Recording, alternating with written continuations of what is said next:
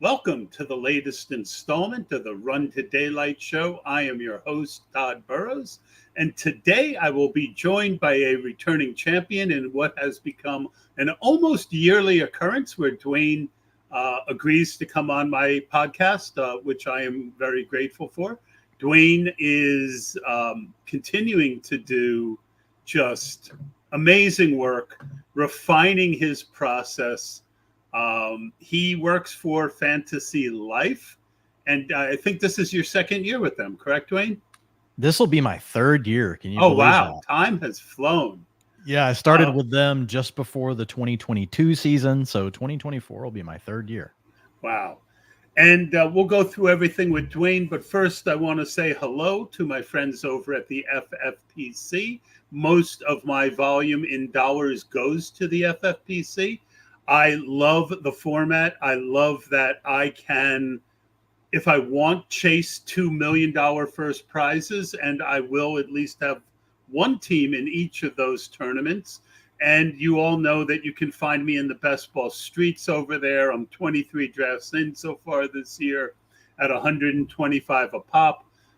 If you advance, you get 300 for the early best ball. And now this year, so they could go to a $300,000 first prize and to still pay out the top a little better. If you advance in round one, you could either win 300 or 200. So it's a little less flat than last year, but still, I think the best EV tournament on the board for fantasy football. Go to myffpc.com. That is myffpc.com to play and find me in those best ball streets. Dwain, welcome. Looks like you're in a different room. Have you moved? No, I haven't. I haven't moved, but probably just changed some of the stuff sitting on the piano back here. Maybe that. I don't think there was a piano last year, and you were kind of straight. Yeah, I used to have the setup straight to the back wall, so it's probably that. The piano's been over there for a few years. Yeah, and I hear that you if prompted properly, you will actually play on podcasts. I did. Well, with Pete Overzet, you have to be prepared for anything. So I thought I would just preempt Pete to whatever craziness he may have planned for me, which I might not be ready for. And I just basically volunteered like, hey, if you draft more than 2 players from any one of these teams I have written down, I will sing a song that corresponds with that city. And the idea being that it would have been a band from that city. I did have one on there that wasn't technically from the city. It was Rocket Man from Elton John for Houston, but you know what I mean. It has to have somehow a tie to the I city, would say that one definitely passes, right? Yeah, so and I think one of the cool strategies that I've been doing for a couple years and even more this year is even without the quarterback, I'm likely to take 2 players from the same team because they can go off on different weeks. And depending on when and how you take them, I think those are interesting strategies to be unique. So in other words, let's say you take both George Kittle and Deebo Samuel from the Niners without Brock Purdy. Well, there's a chance that Deebo goes off in week 16 to get you to the finals. And there might be 40% Deebo in the finals, but only what percentage of those teams are also going to have George Kittle? Now, that might not be the best example, Dwain, but it is something that I think is kind of an under-the-radar way to differentiate yourself should you get to a final. Well, yeah, and there's just so many things that can happen, right, that we can't predict. For example, Deebo Samuel and George Kittle could both go off. And even though you don't have Brock Purdy, you could still have on your roster the other quarterback that's actually the one that beats Brock Purdy. So, I mean, all we're trying to do is reduce the number of things we've got to get right in week 17. You guys have heard a lot of, really smart people talk about this. It essentially becomes a DFS tournament at that point. So you just want as many of those strategies in play. And, you're not always trying to force it with your early round picks, but there are some teams where it happens to work out. San Francisco is one of those. Houston is another one. The Ravens are another one. So it just, it comes down to my opinion, like we want to invest in really good offenses, and, things can just go a lot of ways in week 17. So I just want exposure to the great teams. And if I get sniped on my quarterbacks, I just don't sweat it. I'll keep building out those stacks. I had it happen to me yesterday. I was trying to set up a Mahomes stack, and then I missed it, and I just kept going with it. I was like, okay, I grabbed Kelsey. I missed Mahomes in the 5th. Where I took Kelsey was at the end of round 4. So usually when you get that, Mahomes comes back to you, right? In the early 5th round. He didn't, but I just kept it going because in the next round, it was Xavier Worthy fell to me. And so I just went ahead and took him. I'm sure the Mahomes drafter hated me that was sitting right next to me, but I was like, sorry, man, like you're already on my, you're already on my train. You got on my train. You should have hated him more than he hated you. Oh, I was fine. I did, and then I took the Steelers with it. I took that draft. Jalen Warren fell down to me, and then I got Pat Freiermuth. I took Roman Wilson, and then I had stacks in other games where I had the quarterbacks. So I think it's fine. And I think actually last year's Best Ball Mania winner missed on some QB stacks, and it still worked out well. Matt Sock says, so that was you. So I don't know if he's serious that was him. It might have been. But I would think he would have recognized that it was you. What's your name on Underdog? DMAC. Okay. So just DMAC. Yeah. Okay. You know what? I didn't know that. And I'm sure it sounds familiar. We've probably drafted together because you said you're at like 150. I think I'm at around 100. So. Yeah. It total drafts. Yep. And he was kidding. Mad Sox. But he's in the comments, and everyone knows I love when you're in the comments. Makes the show better for everyone. Another thing, and I want to get into your work, Dwain. You continue to just improve your process, put more thought, more ability into everything you do. But while we were talking about this team stack, I want to mention one of my favorite things that I do is I like taking a running back with the quarterback and one of the receivers in certain situations. And typically when I really like doing it is with the backup running back, especially if I like that backup running back more and that backup running back has pass game chops. So Josh Allen, give me Ray Davis in the 14th, 15th round. He can add to the stack, give you some uniqueness. He can get to where you need him to and not hinder Josh Allen. And as I mentioned, there is the chance that Ray Davis is the guy you need in week 16 and Josh Allen is the guy you need in week 17. Some thoughts on that? Yeah, for sure. And I mean, I think, I don't mind doing it with James Cook either, to be honest. I mean, if you look at the plays, I will dabble. Yeah, without Stephon Diggs on the team, or whenever Stephon Diggs was off the field over the last 2 years, James Cook, I'm trying to remember, he's either at 31% or 29% targets per route run. I may have those two reversed. One of those is Dalton Kincaid, and then one of those is James Cook. Doesn't matter. Like, you're basically at a 30% Cook targets had per that route huge run. game last year, late in the season.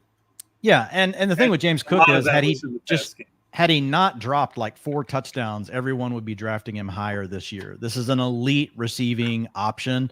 But I do like the call around Ray Davis. That's one of my most drafted players. I'm sure I'll talk about him a little bit later when we talk about some of the sleepers. So I think Ray Davis is in my top 5 drafted players. So when I miss on James Cook, which I often do because I'm probably drafting a wide receiver a lot of times in round 5 if I just took a quarterback in round 4, or I might go with the elite tight end if I can make that stack work with the quarterback that I just took. So yeah, it's a strategy for me that works, but I do want it to be somebody that I think has those pass game chops. I agree. And Ray Davis does. I had 25% Ray Davis early best ball, 32% post-draft best ball. He was my guy in,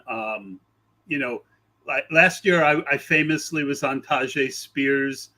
I like to say I don't think there is a Tajay Spears in this draft, but if there is, for me, it is Ray Davis. So it's always nice to hear other smart people feeling that, and the fact that his ADP hasn't crept up yet is also a beautiful thing. So let's talk about the work that you're doing over at Fantasy Life.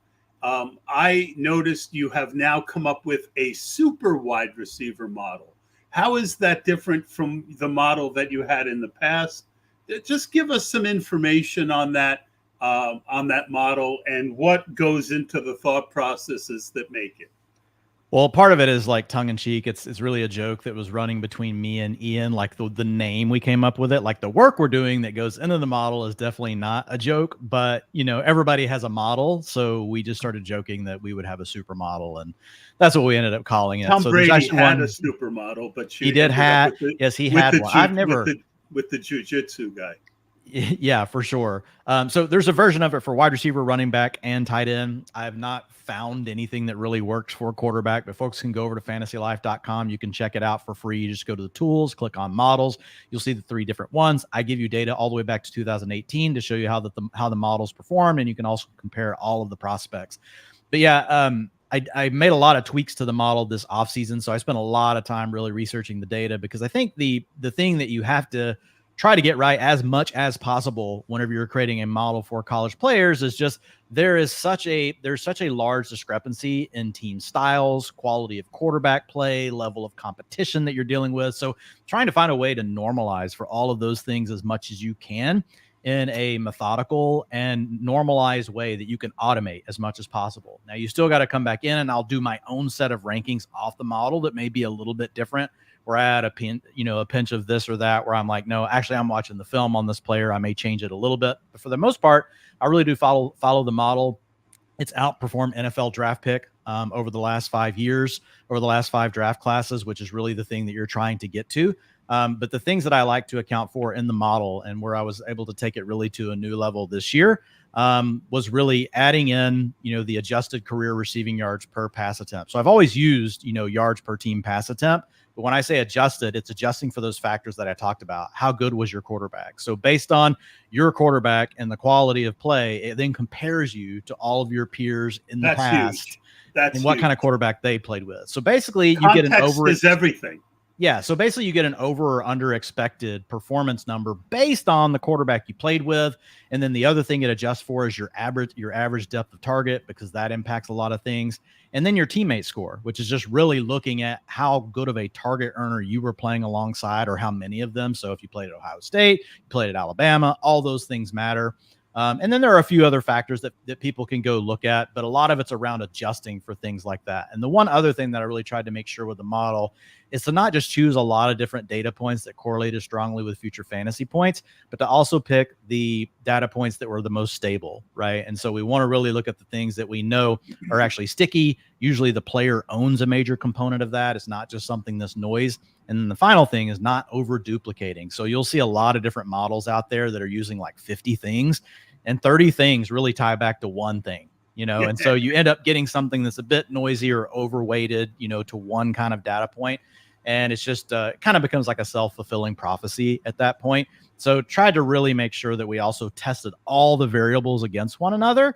And if it was something where that correlation was really high between 2 different variables, then we may have kicked one out and included something that may have actually had a little bit less correlation to future fantasy production, but we knew it was actually measuring a different part of the player's game. Well, one guy that jumped out to me. So, I'm a tape watcher, and I've outperformed the last couple of years. I made mistakes, but I've done pretty well with my watching. But I'm not good with numbers like you. But I always want the numbers to back up what I'm seeing if I can. And one guy that I didn't like in my tape watching as much as you and Matt Harmon. And I love watching, reading your stuff, looking at your stuff, and then looking at Matt's stuff, because he comes at it a different way. And ideally, they should match in a lot of instances. Rome Odunze, and I don't even know if I pronounced that right, was a guy that I was not drafting. Both the fact that I didn't have him in the tier of Neighbors and Harrison, and you clearly did. I believe you had him above Neighbors. But both you and Matt just, absolutely loved Odunze. And then there was the fact that, we saw this last year with JSN, how the third option on a team as a rookie gets blended in. But based on you and Matt, I've started taking him despite his ADP being pretty darn high.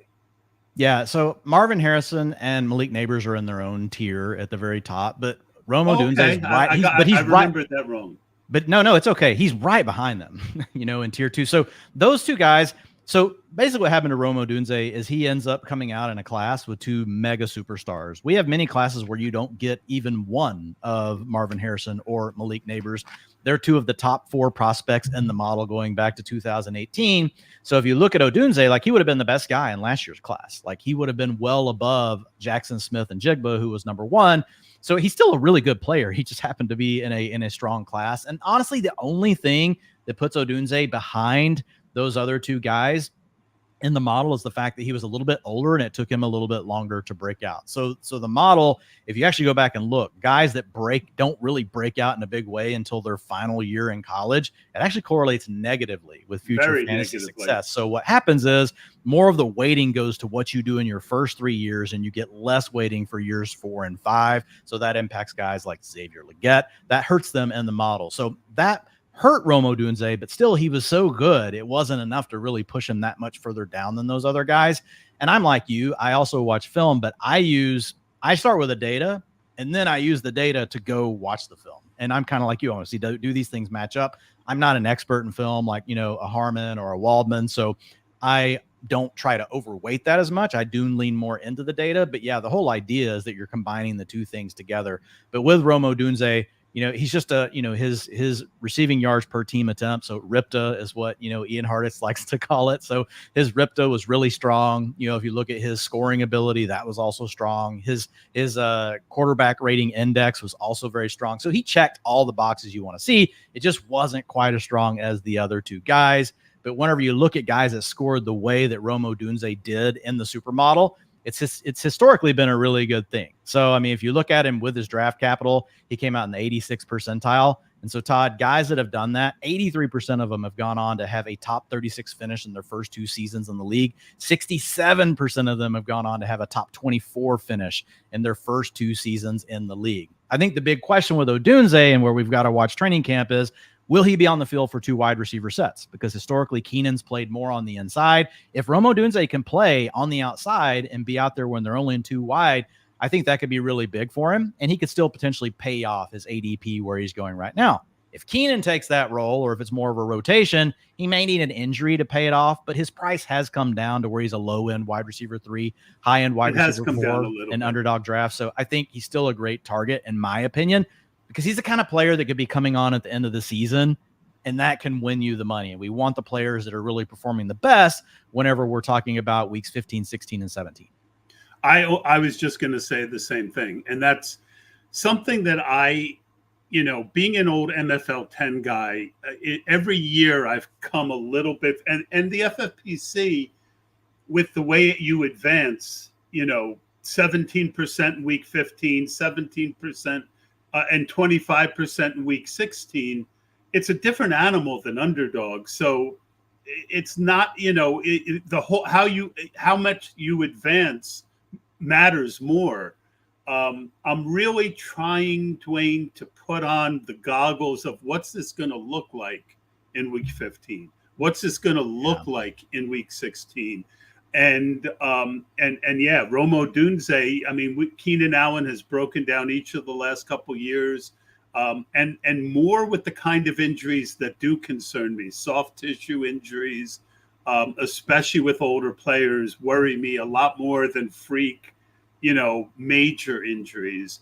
So, I think he's, now that he's dropped, he's interesting. So the next question I have for you is, who were some of the people in any of the models who your model liked way more than consensus? Kind of your first 10 rounds. Who are the guys that you think are league winners, right? Because in the first 10 rounds, we're looking for league winners. In the second 10 rounds, we're looking for playoff winners. I know that's kind of a generalization, but there's a lot of truth to it. Yeah. So, I mean, one guy that the model loved, and now he's moved up because of where he got drafted, and he did go in the first round, but it was Xavier Worthy. And he was originally thought of as being more of a round 2 guy. Obviously came out, ran really fast at the combine. By the way, the combine does not factor into my model at all. It doesn't actually, there's really not a strong enough correlation between a 40 time and future fantasy production, in my opinion, to even worry about it. Like the player's production profile. I don't even watch it anymore. It's too easy. It's too easy to be pushed around by things that don't matter. And you see smart people every year get pushed around by things that we know have failed us in the past. Yeah, for sure. I mean, we want fast guys, but I think the data and the production will really tell you if you've got a good fast guy or a guy that just can run fast, at the combine. So when you look at Xavier Worthy, like the biggest thing that people were concerned about, right, was his size and things like that. But 32% targets per route run over his collegiate career against man coverage. Typically guys that can get pushed around, speaking of getting pushed around and not really do well against man coverage, can't do that. Now, Matt Harmon did note they put him in motion a lot. They did a lot of things to really kind of protect him from man press. So we'll see what that looks like. That would be the one potential hiccup, but we know it's Andy Reid. If anybody's going to do the right things to scheme a player up, it's probably going to be Andy Reid. And then if you look at what he did against zone coverage, 28% targets per route run, and he's just very versatile. Like he can beat you at the line of scrimmage. You can draw up the quick hitting stuff like they've done in the past for Tony or Rashee Rice, or you can get him in the intermediate ranges of the field, or you can push that vertical boundary, which is something that the Chiefs want to do more this year with Worthy and Hollywood Brown. The challenge is Xavier Worthy's ADP has gone bananas. Now it's calmed down over like the last 2 weeks, and maybe that's because of the hamstring issue at OTAs and now at minicamp where he hasn't been on the field, but I'll take the discount. He had gotten to a point where I kind of had to be like, okay, like I want to get some, but I can't like be all in on him anymore. So I've really been trying to dial him up while he's been sliding into round 6. I haven't been drafting him. We've seen Andy Reid start these rookies, even the highly drafted ones, slow, and his ADP, was always high. He's also not been very good at drafting good players. So no offense. Like he found right. Tyreek Hill, he found Travis Kelce, but overall, Andy Reid and their track record with wide receivers has been pretty terrible. So I put some of the reason why he's not been able to have some of these guys break out or be able to, do things early in their career on the fact that they just weren't very good.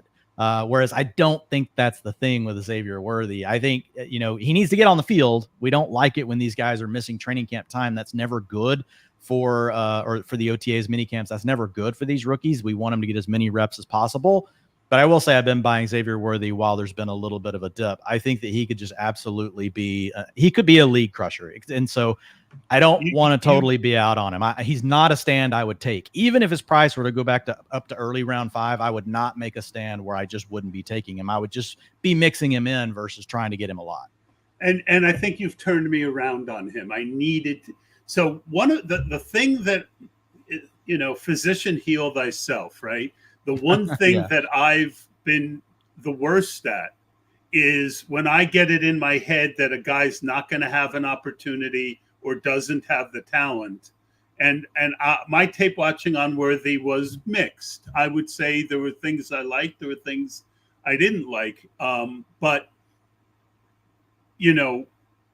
I'm really pushing myself to not get locked out of quality because of a bias in my brain. So thank you. We all do it. So, I mean, we all do it, but I'm trying to do it less, especially in the first 10 rounds, right? Because those are the guys like last year missing out on James Conner, right? Even though there was nobody behind him, right? And that I drafted a lot of James Conner the year before. So it's so easy. Or Rachaad White I didn't draft last year because I didn't think he was a talented running back. Turns out he wasn't, but it didn't matter because he's a talented receiving back and he was on the field all the time. So, so I appreciate that on Worthy. Anyone else? The other one I would go, let's go into your second bucket, where you talked about, hey, your playoff winners. Jermaine Burton is one that popped in the model super early. Now his ADP is another guy that's climbed a lot. He's still very affordable. But the supermodel was one of the first things I saw publicly out there that was high on Jermaine Burton. His program quality index was obviously, good, because of where he played, but he was a strong recruit, 4 out of 5 stars. He does end up going in the second round, but his profile really matched that. Sometimes we see these guys go in round 2 and you're kind of like, the profile before the draft capital wasn't as strong. He was actually already really strong. And then, he gets the draft capital go along with it. So looking at him, like he's just a guy that he played in really good programs. So you have to account for the other target earners that were on his team. And that's one thing that the model just does a much better job of now. than what it did in the past. So Jermaine Burton is a guy that, if he gets that third wide receiver spot for Cincinnati, we know we've got the great quarterback. We know we've got a pass-friendly offense. And, man, contingency upside is through the roof if for some reason Jamar Chase or T. Higgins were to miss time. So he's a guy that I absolutely love. And that's why he's moving up, because Higgins is, we're starting to get the uncertainty if Higgins is actually going to be there this year, because he's been holding out. So, his closest comps were George Pickens and Nico Collins. So two guys that I love. And so that like when I see those kind of names come up as the comps in the model, it's like really hard for me to not like click on a guy's name a lot. Yeah. So I got to look through your stuff again. I've started drafting Burton. I didn't draft him much in early best ball. The guy that I am high on is Javon Baker. So I'm curious as to how your model felt about Mr. Baker. Yeah, it liked Javon Baker. He's got an interesting profile, and there are certain guys like still the way the model is built and the way that it works, like there are certain holes still in it. And, like when you look at the way, Javon Baker's, career essentially played out and some of the things that he dealt with during his collegiate career, I don't know that the model's being completely fair to him, because he is one of the guys that when you watch him on tape, you're just like, okay, whoa, this dude really has my attention. And he was so honestly in the supermodel. So he's one of those guys that still, where you're getting him from an ADP perspective, even though the model didn't like him quite as much, he is one where I do lean more into like, okay, I watched him and I know that he's really good. He's still young, only 22.6 years old coming into the league, but he didn't score like particularly great. Like in any of the components of the model, he was basically okay or below average in all of them, but I still like him. So he's a guy that if you're getting right now in underdog drafts between round 16, 17 is where you're getting him, I still think that that's fine for Javon Baker, especially on a wide open depth chart. I liked really him anything could happen. Polk. I liked him better than Polk straight up. I mean, I think Polk is faster, and I think Polk is, has the draft capital. But when Jalen McMillan was there, Polk was the number 3 wide receiver on that team. And I think Polk might take a little bit longer to get going. I think Javon Baker, if he hits, he reminds me a little bit of kind of a Stephon Diggs in the sense that he had some issues, right? And those issues held him back from playing more.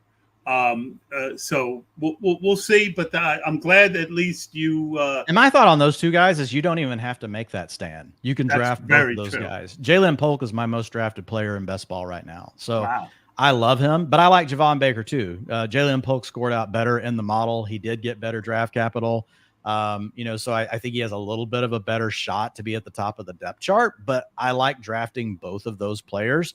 And I don't mind drafting both of the players on the same team. I just think that they're both still really good bets at their current ADP.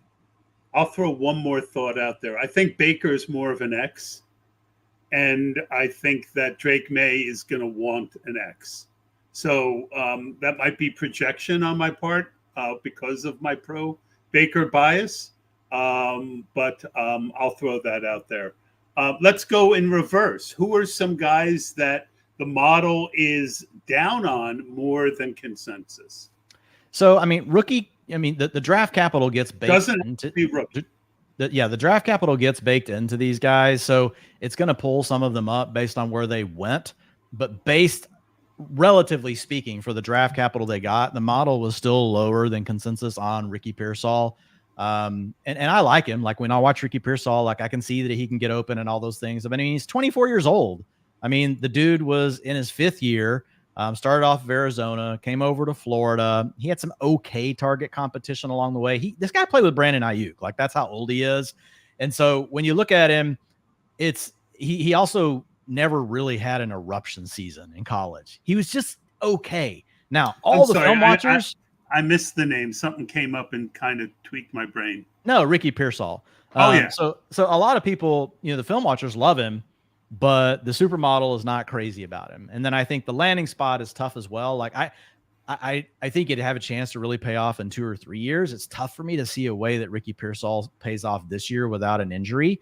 And then they re-signed Jawan Jennings. It's not crazy. Like Ricky Pearsall's better than Jawan Jennings. Like they spent a 1st-round pick on him. They like him, but it's just one of those things where I'm not taking him a lot at his current ADP. I think he goes around other guys that I think are just as talented, if not more talented, that just have a better path to getting on the field. So Pearsall's not one of these guys that's just a 0% chance that he hits. He's in my top 5 tiers in the supermodel, but he doesn't grade out. He doesn't grade out as a guy that should have been a first round pick. The other one is Xavier Legette.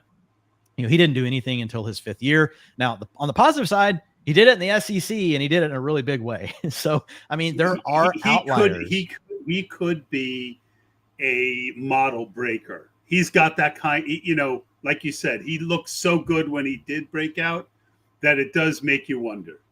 Yeah, there's the coach speak stuff going on with it, and I'm not really a fan of, because a lot of his stuff was manufactured in college. He did get better in his senior season, and he was able to do more down the field. He was able to beat man coverage. But I don't like it when I'm hearing from, Canales that, we're going to get him involved basically in kind of like a Laviska Shenault role. I'm like, no, that's not what I want to hear. I want to hear that he's just going out and lining up and beating that never ends well unless your name. Who was the guy who played with Seattle? And then he was also on Buffalo. He was an offensive weapon. I can't think of his name, but I'll look him up in a second. The other guy that I really liked and I was really sad about, he was kind of there is no Tank Dell in this draft, but if Percy Harvin, Cobra Kai, there you go. Thank you so much. Percy Harvin was the guy who, didn't have to be out there all the time and could do it. But Jacob Cowing, to me, has the kind of elite separation, quick moves, production in college that I feel like if there is a Tank Dell, it was Jacob Cowing, and then he got really buried. Any thoughts on Cowing? Yeah, Cowing actually scored well in the model, and he's not just your typical underneath slot receiver out there running whip routes and, little quick outs. This guy can beat you vertically, in the slot. He's a guy that can get down the field as well. But to your point, he landed with the 49ers. Like, the 49ers are obviously gearing up for life after Debo and Brandon Ayuk, just in case one of those guys don't work out and one of them are gone next year. And I think then we'll have a bigger conversation about Pearsall. We'll have to have a bigger conversation about Cowing, who I do think could surprise. But it's one of those deals where, this year they play so much 21 personnel. They like to keep Kyle Juszczyk on the field. They don't run 3 wide receivers very often, and they lead in so many games that late in games they're not using 3 wide receiver set anyway. So we would need to see like a dramatic departure in the way that Kyle Shanahan wants to craft his offense, or 1, possibly 2 injuries, or then, yes. Oh yeah. Yes. So I agree 100%. I still take a little bit of Cowing. I'll still throw him in the 20th round because I think he's like that guy who, if somehow he ends up on a team in the finals, he could be that guy who gives you, a 30-point week with 2 touchdowns. It won't be many lineups, but I do like him. All right. So any other guys that the model didn't like as much? And it could be a current player. Is there someone whose ADP you just don't get at the wide receiver position? Well, real quick, I was going to hit on Cowing, like what you were mentioning. He can win against all coverage types. That's the big thing for him. 31% targets per route against man, 27% against zone. That actually is, in the range of the best guys in the prospect model in the model this year. I don't get it. I just it's so frustrating because I watched him and I saw elite. Yeah, and he's an older guy, so that hurt him a little bit in the model. But he was still so good at other things. Like it really, he scored well. I wasn't really thinking of anybody that's not a rookie, but another rookie like the model was not crazy about. Now the NFL draft pretty much addressed this. But Adonai Mitchell was a guy that, while he showed the big flashes, the model basically, just looked at the fact that he had never consistently been able to put it together.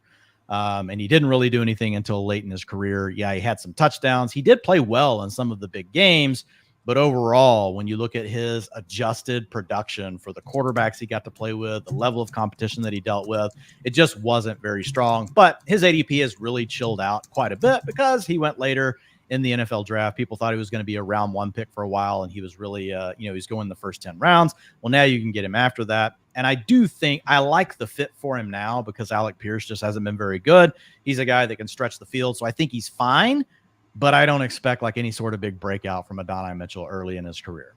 Another guy who did not get the draft capital I thought he would, whose tape I very much liked, and who I am still drafting a good bit of. I'm hoping that you like him more than his ADP. Troy Franklin. Yeah, Franklin was really interesting. He was good against man coverage, was not great against zone, which is something that Matt Waldman talked about in his rookie scouting portfolio. And, the ability to sit down and find those little spots. So, the NFL today plays 70% zone coverage. So I honestly feel like it had to be something with the interview process, though, with Troy Franklin, because it's just one of those things that came out of nowhere. The problem, though, is once one team passes on you, lets you fall a little bit, that's tough. But once all 32 teams pass on you repeatedly, when you were potentially a first-round pick and you don't go till the first part of the 4th round, that's still going to be a red flag, and that does hurt him in the model. But I will say, yes, in the pre-draft model, even without the draft capital, Troy Franklin, he didn't grade out as like high as some people were making him, but he was grading out inside the top 8 or 9 guys in this class. And so the draft capital is really what pulled him down. And I think the positive thing for him, Todd, is it's Denver. Nothing is known there. Like everything is up in the air. The running back depth chart, the wide receiver depth chart, the tight end depth chart. Bo Nix is eventually going to be the quarterback guy, but everything is up in the air there. So and there's a world where Troy Franklin could be the wide receiver 1 on that team this year. Correct. And when your quarterback is used to throwing with you, your first round quarterback is used to throwing you the ball. That is an advantage. I don't think that we're seeing in ADP, but really great stuff, Dwain. I encourage everyone to go over to Fantasy Life to check out Dwain's stuff. Let's move on. This is more of a generic question, and we don't have to go deep into it. But wide receivers in general are going so much earlier than even last year. How are you building teams? What's your favorite way to build teams around wide receiver right now on Underdog? Well, you can't ignore it. Like you have to partake, because if you don't, you're going to be left out. So, and it's a supply and demand thing. You've got to start 3 wide receivers. You've only got to start 2 running backs, right? Right. 1 quarterback, 1 tight end. So obviously we've got a flex spot there. But you have to play along with it. I've really honestly tried thinking a lot about counter strategies to it, but there's not a great one. You have to get kind of lucky. I think the easiest way to think about it is you go in, and I do this every year. I'll have an article coming out here soon on strategy. And, I've done this same article for like the last 4 or 5 years, going back to my days at PFF and even before, but it's reverse engineering a draft and going to the late rounds and saying, okay, great. What's the position that I think you can get the best value on here? And then looking at the middle rounds and doing the same thing, and then working your way to the early rounds. Well, if you're looking at Underdog ADP, by the time you get to the late rounds, like the thing that's the toughest to deal with is wide receiver. Like there are a lot of running backs that fall down the board that could end up being players that could really help you late in the season. You don't have as many of those at wide receiver. And then historically, wide receiver is just the most talent driven position. Like someone can tell you you're going to get to play the whole game and you're a wide receiver. It doesn't even matter. Like you can be out there running routes. Yes, that's better than not. It's better than not. The MVS. It's better than not running routes. Model. Yeah, but if you're not good, you're not going to get targets. Versus running backs, they put you on the field, they're just going to turn around and hand it to you, and you have 10 other guys blocking for you. So it's just it's tough if you want to wait on the wide receiver. So my easy answer is I think you've got to go along with it. I think Hayden Winks has done some great work over at Underdog, and it basically shows a strategy that over the last 4 years this worked well. and he outlined several of these, but the biggest one was really wide receivers. If you take 4 wide receivers in the first 7 rounds to 8 rounds, that's typically been a good thing. So as a rule of thumb, I typically try to follow that. That doesn't mean there's never a draft where I won't try to do something a little different depending on the way things fall. But I will say, when you wait on wide receiver, those are always the drafts that I like the least. Yeah, I've kind of come up with this kind of, remember that game where you had to slide the things to get them in place? It was like, it was a kid's game. It had 1 to 9, and then it had 1 blank space, and you had to kind of try and get it into 1 to 9. I feel like it's kind of like that. So I'm a big proponent of hero running back this year with one of the top 3 guys. I think they could give you years that you have to have.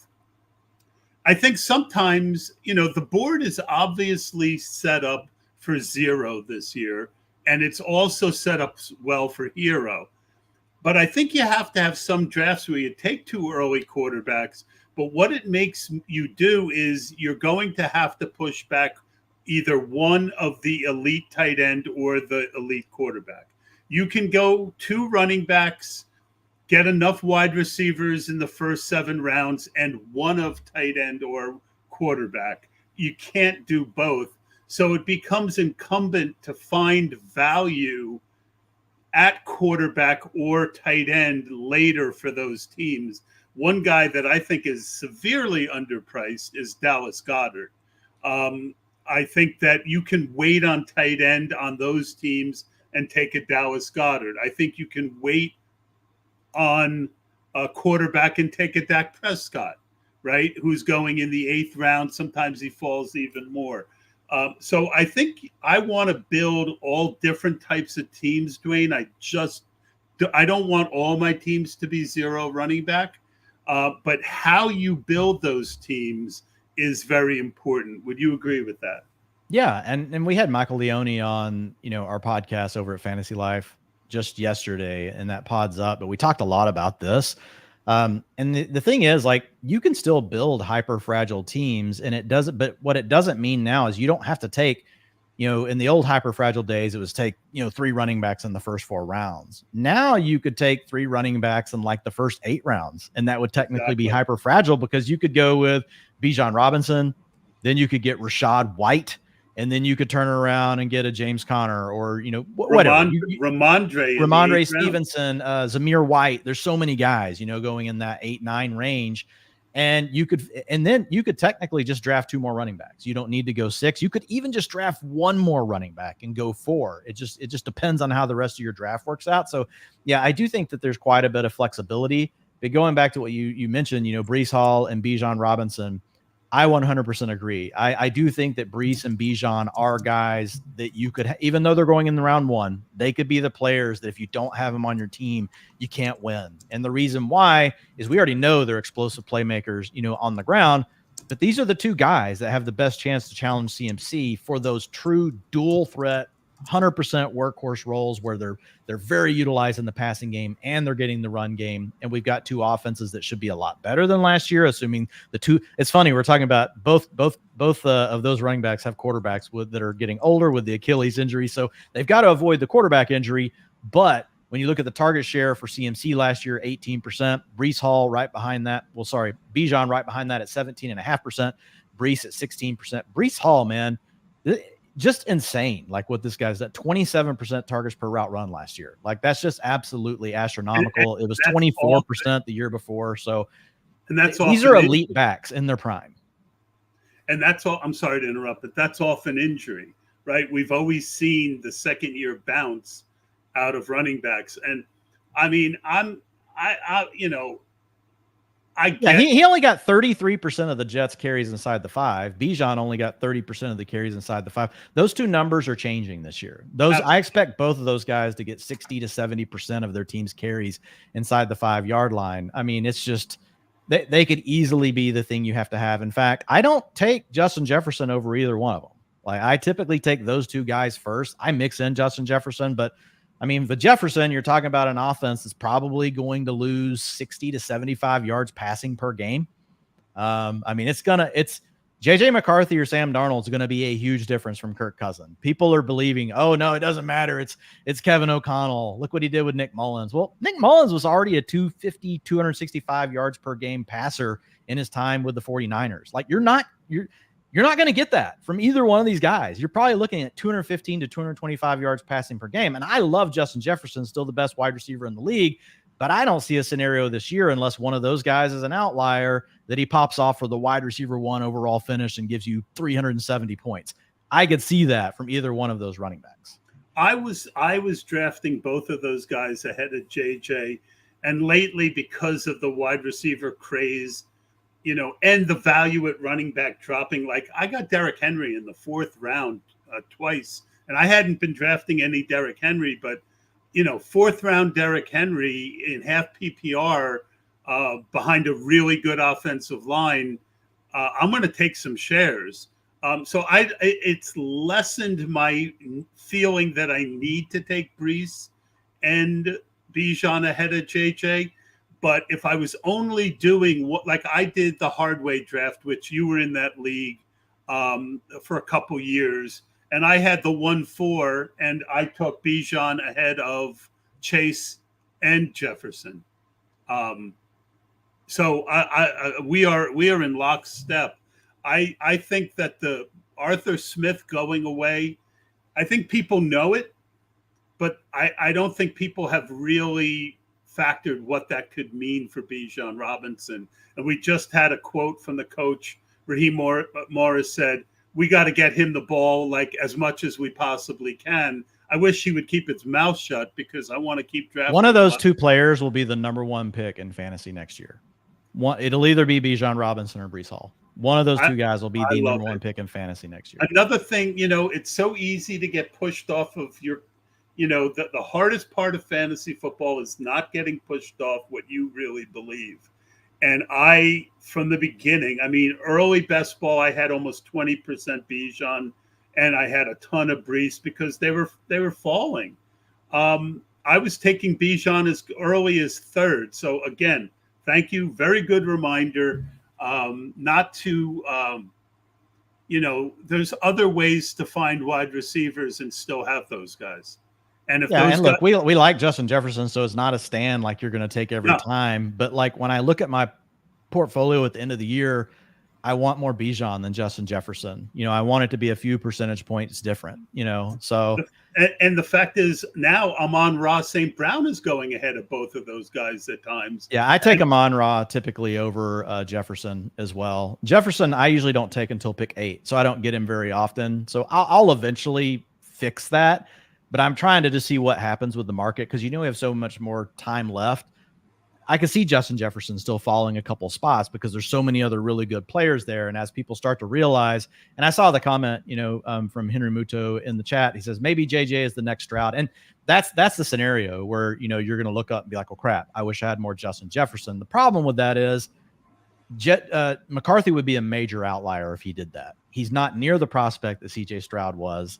And just rookie quarterbacks that went between picks 1 and 16, they average like 215 passing yards per game. So, and if we look back at it, like how many of them have turned into 250 to 275 yard passers? Hardly any of them, even the guys that go number 1 overall. So I feel pretty good about taking the bet that McCarthy's not going to be that. Now he could end up being somewhere in between, right? He might not be 215 yards a game. He might be 235. And that could still be enough, to make JJ the wide receiver 3 overall. I've got JJ as my wide receiver 5, so I still like him.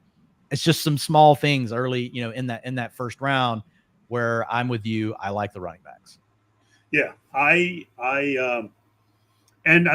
Travis Etienne's another guy. I just don't think it makes a lot of sense to fade him completely in the 4th round. When 4th round, he was running back number 3 last year. If I have Bijan and there's nobody else that I'll that's what I mean by sometimes I'll take 2 early.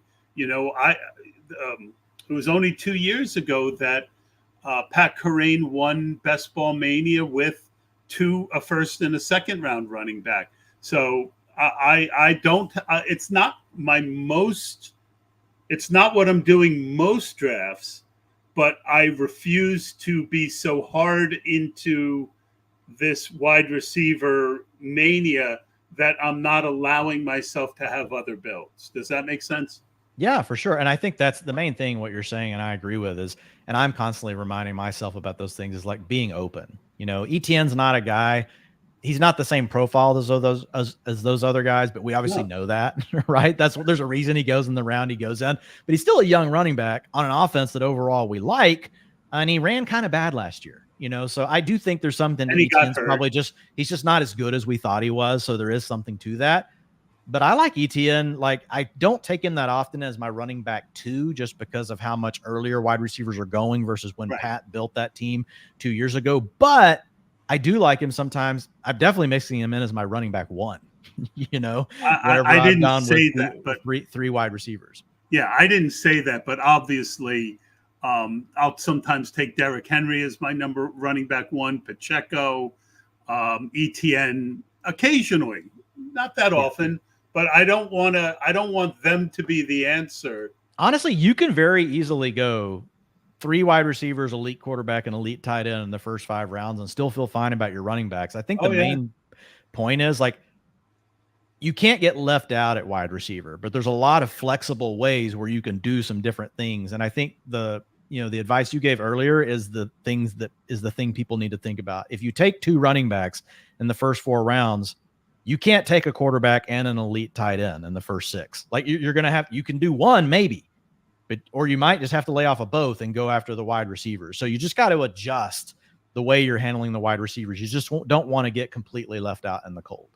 Yeah. Ultimately, we're trying to put the most talent we possibly can with the best stacks and the most correlations possible on any given team. And sometimes that means sacrificing one position to do it. I think you can, there are some good late quarterbacks this year. So if you want to not take a quarterback until round 12 and then take 1 or 2 of the Pittsburgh quarterbacks, Bo Nix, who are some of the others? Drake May. I mean, again, and McCarthy's falling too now, yeah. Because people are, you're hearing Sam Darnold might start the season as the quarterback. So yeah, there's a lot of guys falling, and I think if you can get left out at quarterback and draft 3, right. I mean, if you don't get one of the quarterbacks you love, like a lot of times what I will do is I don't even care what my build looks like. I'll just say Jaden Daniels in the 9th because I want the one guy left on the board that truly could end up being like an Anthony Richardson or being that dual threat kind of guy. Absolutely. Right. And then I know that I can stack on, a Ben Sanat, who I don't love at ADP, but if I have Jaden Daniels, I like him. I can still get Dotson. I can still get Luke McCaffrey. I can still do stacks. And then I'll just add on a Bryce Young and a Drake May, and I'll draft 3.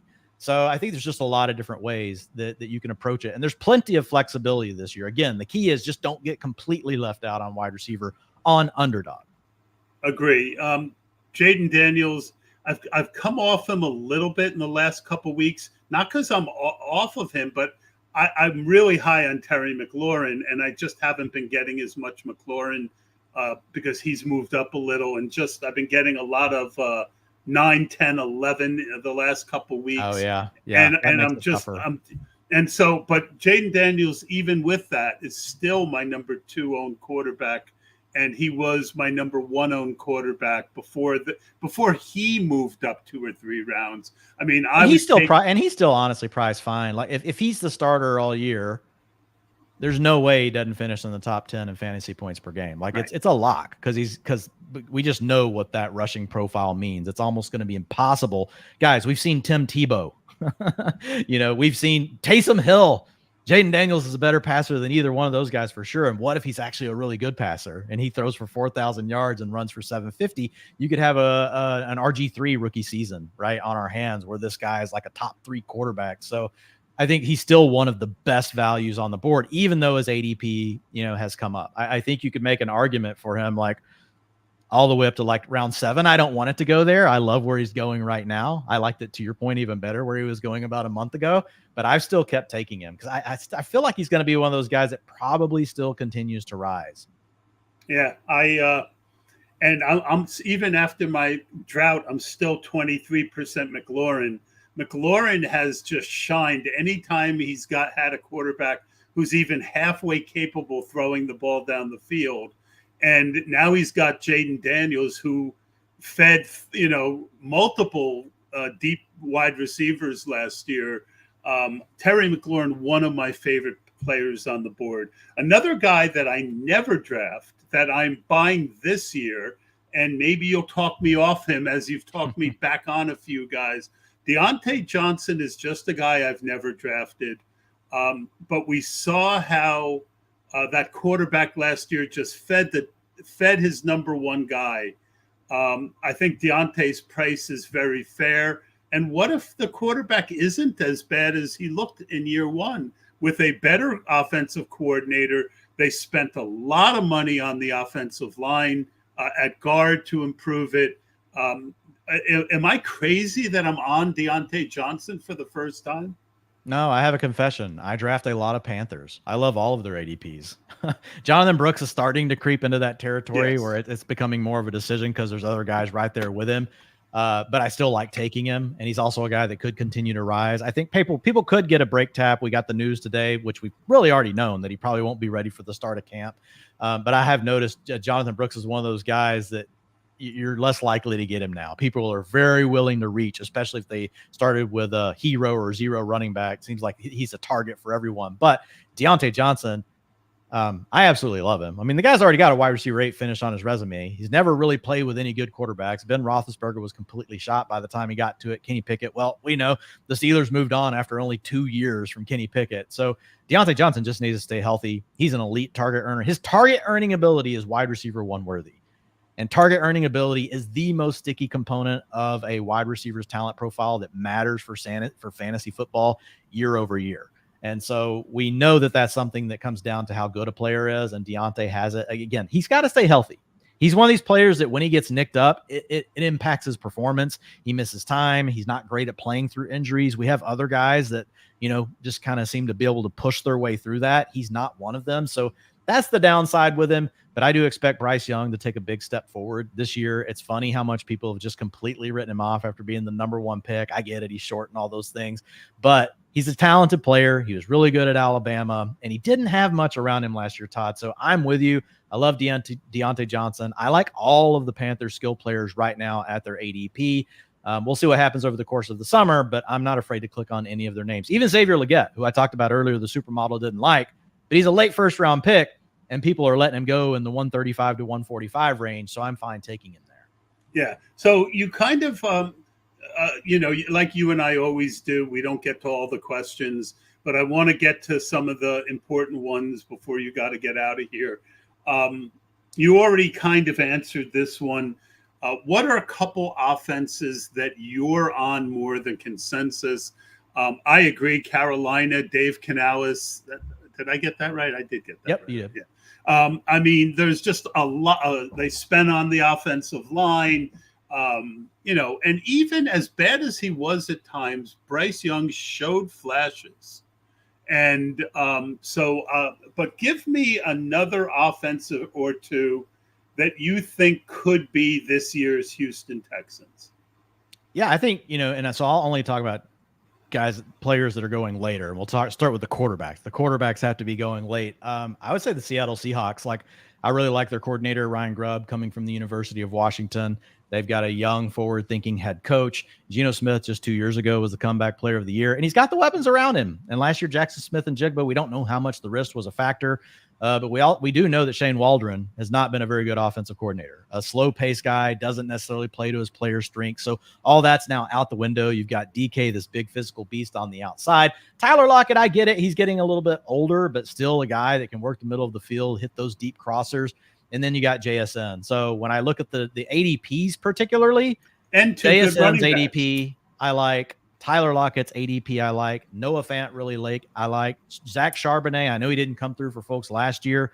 I like him at his ADP. Kenneth Walker is a guy that I will also still mix in. I'm not going overboard with Kenneth Walker, but he's not expensive. I mean, this is a guy you can get in round 5 or 6 of your drafts, typically round 6 over on Underdog. So I think the Seahawks are one of these other teams that it wouldn't surprise me. We look on week 4 or 5, we're like, wow, this is a top 9, top 8 offense.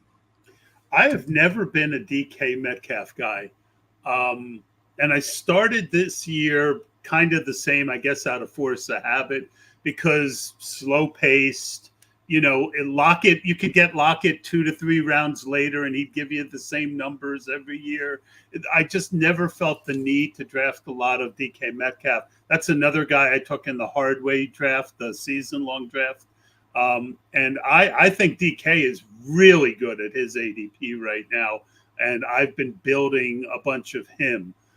Is there one more team? You don't have to go into detail, but is there another besides Carolina and Seattle? I like Denver. I think Denver could be better than people think. You kind of mentioned them. Is there anyone else? Yeah, I mean, I think the Titans are the other one. I mean, Will Levis was very inconsistent last year, but he showed he can make all the throws. The question is, can he consistently make all of the throws, and can he stay healthy? And will they let him? Yeah. Well, based on what we're hearing, I do think they're going to try. Right. I think they're going to try to see what they have. I think you've got a forward-thinking coach that knows that really quarterback is the way you win in this league.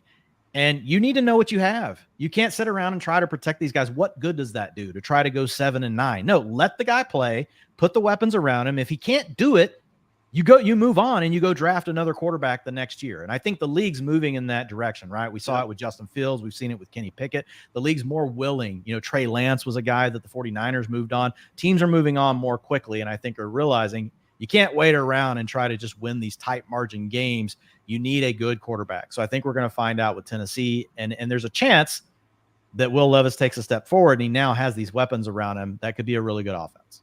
Yep, I love it. We're on the same page with a lot of these. Let's do the opposite. What are a couple teams that are going early that you just really have trouble drafting on a regular basis? Yeah, the Vikings. Like I've already talked about Justin Jefferson, and I love the player, but I have trouble clicking on him in the top 4 or 5 picks. I rarely click on Jordan Addison where he's going. There's just guys I feel have similar talent profiles and better situations than him. TJ Hawkinson, I just really don't want to mess with it, man. Like he might not play till the middle of the year, and even then, it's like, okay, what's he gonna be when he gets back? And you've still got Justin Jefferson and Jordan Addison to deal with. So I could see a scenario where week 17, TJ Hawkinson, maybe he's the thing you need to win the whole thing. So never say never, but he's really got to fall in a draft for me. I think the guy that's the most affordable out of all of it is Aaron Jones. I don't mind clicking on his name some, because like he'll Ty Chandler. Those guys are fine, but the receiving, the passing parts of the offense, I don't like. I will say when I do decide to build a Minnesota team, I try to build it the best I can because I'm not going to have a ton of them. So I try to have my Green Bay bringbacks. I've got it stacked with McCarthy, with Jefferson. But honestly, when I do take Justin Jefferson, I'm not afraid for him to be my only Viking, But if I'm trying to set up the stack, I try to set it up as best as I can. But I'm just not crazy about the Vikings. Yep, I draft Jefferson because he could have a great year. Or he could still just have a great week 17. Yeah, I mean, But Addison was a guy I was taking up until the draft a decent amount. But again, it's tough to see. I really feel like Houston is a tough team for me. There's 3 of them. The ADPs are so early. CJ Stroud was great, but you know what? If they're a better team, they're not going to be throwing as much. And to me, that head coach, when they were in games, you just, they ran the ball. So I'm cautious on the Texans. Yeah, I like the Texans, but I get what you're saying, with the pricing. Like it doesn't really bother me.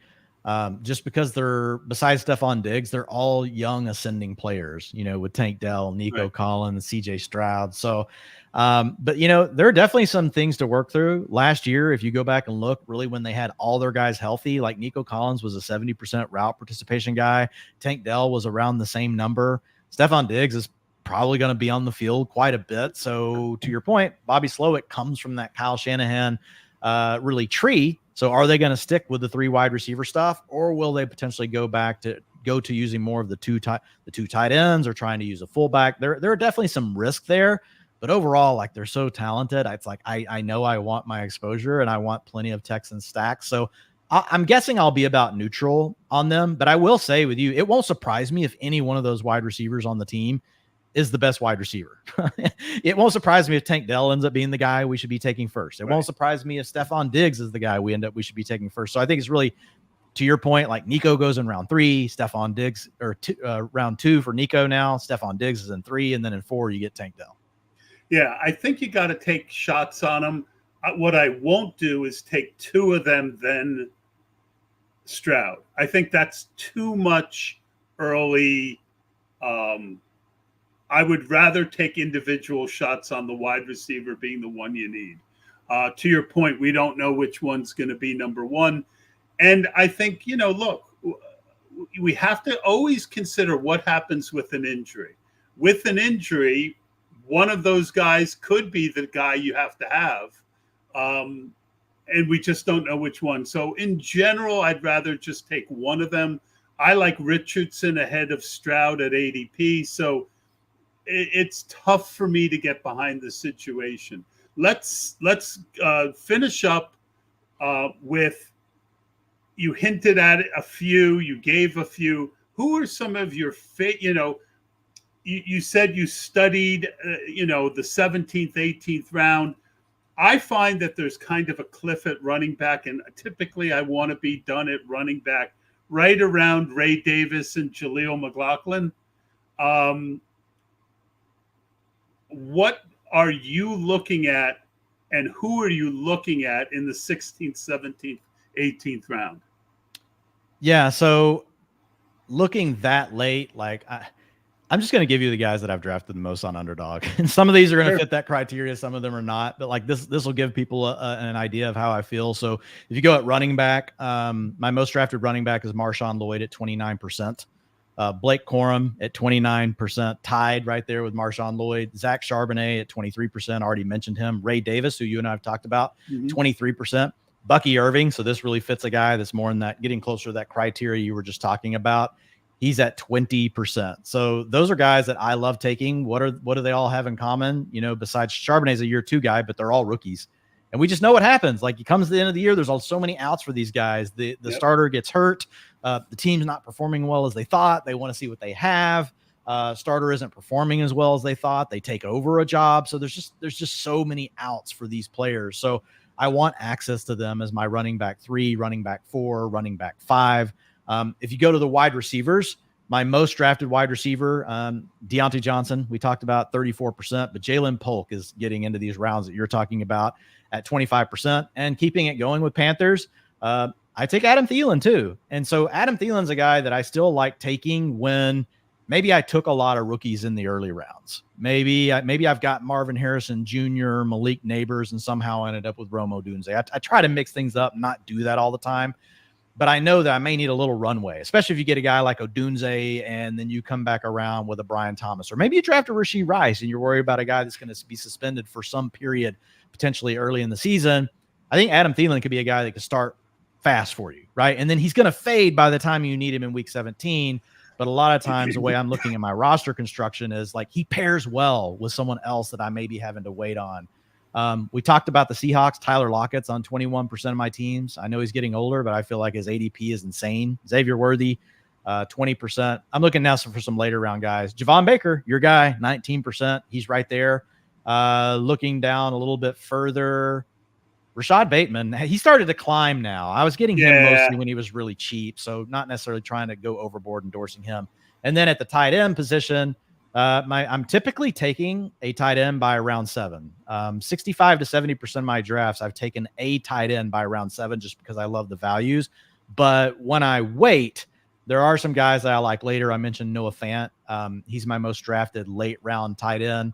And then Tyler Conklin is another name, just because I feel like in New York, number one, Conklin's shown, that he can play in the past. He is a guy that in games last year where they were close or they were trailing, Tyler Conklin was really good. And we know Mike Williams is going to be probably a slow start. Malachi Corley, my guess is in year 1 is going to be really more of a schematic, schemed up touch player. And so there's a path where potentially Tyler Conklin is the number 2 receiver on this team behind Garrett Wilson. So that's another name that I like to mix in. Can I throw out mine? Yeah, do them. All right. So I mentioned when I mentioned Ray Davis that there was one other guy early that I had more of an early best ball. That was Marshawn Lloyd. So Marshawn Lloyd was my favorite, and Ray Davis were my favorite two running back tapes, other than Jonathan Brooks, who got hurt, right? So other than Brooks, Lloyd and Davis were my favorite tape. I have 30%, 32% Davis, 24% Tajay Spears, 23% Lloyd, 20% Elijah Mitchell, and 18% Dante Foreman, who, Nick Chubb could be hurt. Ford, not that good. Last round, I want someone that's either. So Mitchell historically was going in the 12th, 13th round. Yeah, I love the Elijah Mitchell pick. I'm at 14% Okay. on him. So Right. well over the average. I love that pick. So we're on a lot of the same guys. Let me go to wide receiver. Javon Baker, 40%. Troy Franklin, 26. I do. He's so friggin' cheap. Yeah. If he ends up being the number one, he's going to be an 8th round pick. Yeah. Troy Franklin, 26%. Deontay, 24. McLaurin, 23. Cup, 20. Godwin, 20. Dontavian Wicks, 20. And I'm on Hollywood Brown and George Pickens. Bateman, 16%. So as he's moved up, I've backed off of him a bit. Tight end, Juwan Johnson, Dallas Goedert, George Kittle. Conklin is 5th. And Musgrove is a guy that's in my top 5. So we are on a lot of the same guys.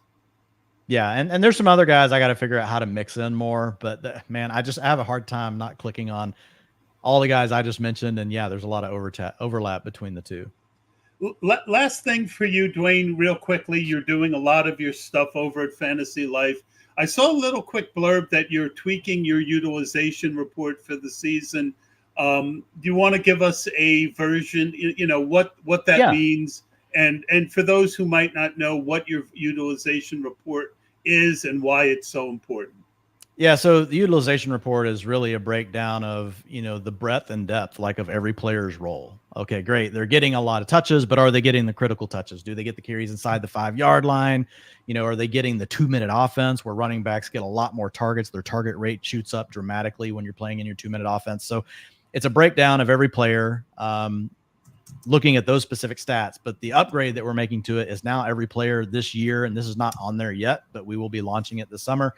You will have a utilization score for every player. We're also going to have a tool where you can go in and you can look for the latest utilization trends. So essentially, last year, we had all the tools up, and I write an article that comes out on Monday that, every week during the season that talks about the latest trends. Well, you'll be able to go in and quickly find a lot of those things for yourself. So how I identified Rashee Rice and how you should have been on him trying to trade for him. Same thing for a guy like Isaiah Pacheco. And so it's looking for these trends and these underlying things that are happening in the data, triggering kind of not warning bells, but sirens that, hey, you really need to take note of this player. They could actually be really huge for your fantasy season down the stretch. Then we have a couple of other things that we're working on the roadmap. So we haven't finalized exactly which ones we're going to release. So I won't say anything other than there's going to be a lot of other stuff. But that utilization score is so awesome, Todd. I've been back testing it for the last 2 weeks. And its correlation to future fantasy points is stronger than anything I found. So I'll just leave it at that. I can't wait to check it out. Dwain McFarland, one of the nicest and smartest guys in the industry. Always appreciate you coming on. Check him out on Twitter. Check him out at Fantasy Life. Thank you again to my friends over at the FFPC, and we will see you soon.